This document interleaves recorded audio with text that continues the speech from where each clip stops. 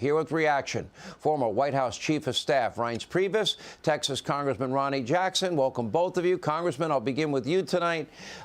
This has been a bombshell week.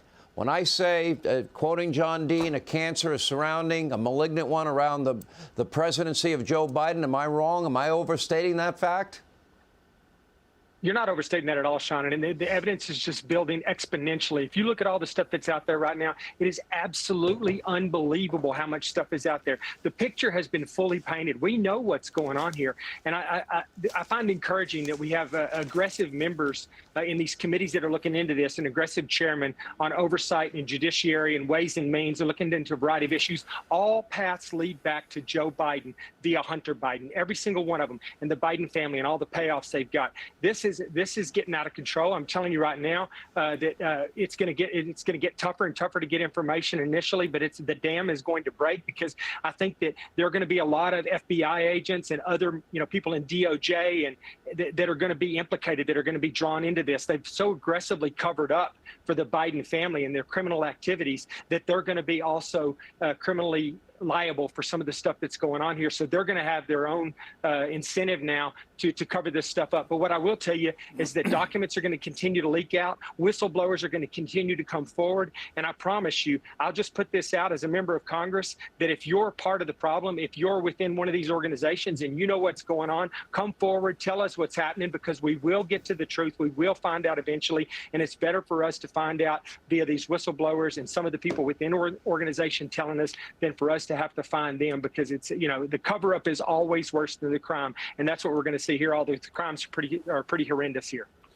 Reince Priebus, let me ask you, this confidential informant for the FBI speaking with the head of Burisma after Biden first talked about the corruption of the prosecutor he forced to be fired, Victor Shokin. The guy's name is Mykola Zlochevsky. He actually answering the question about Victor Shokin and asked about the investigation into Burisma, he just replied something to the effect, oh, don't worry, Hunter will take care of all these issues through his dad. And the informant, goes further, suggesting that Zlochevsky hires some attorney for $50,000 to litigate the case. And he goes, well, it costs $5 million to pay one Biden and $5 million to pay another Biden. And then making the comment that the money was buried so deeply it would take 10 years to find the records. Pretty damning. Reince Priebus, and we've covered a lot of corruption over the years on this show. Well, you laid it out masterfully, and, Congressman Jackson as well. Look, Chuck Grassley said that there were tapes. And what will be very interesting is the connectivity between this allegation and Joe Biden. We know that you laid it out.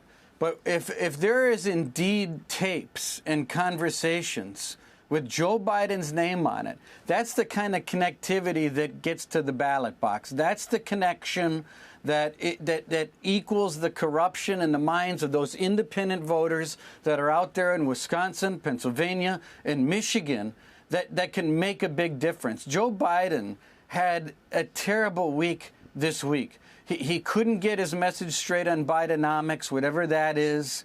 His polling is still upside down, with recent polling showing 67% of the American people say that we're on the wrong track and the economy is a #1 issue, while he's out there spouting about Bidenomics. They've got Cornel West, who's well-known, running as a Green Party candidate. They've got a no-labels flirtation. So they've got three entities swimming in the same Democrat pond. And on top of it all, you laid out what could be a growing cancer that, if this connectivity is there with his voice, as it's been alleged now, who knows where this thing's going to go, Sean? All right. Thank you both. We appreciate it. Hey, Sean Hannity here. Hey, click here to subscribe to Fox News YouTube page and catch our hottest interviews and most compelling analysis. You will not get it anywhere else.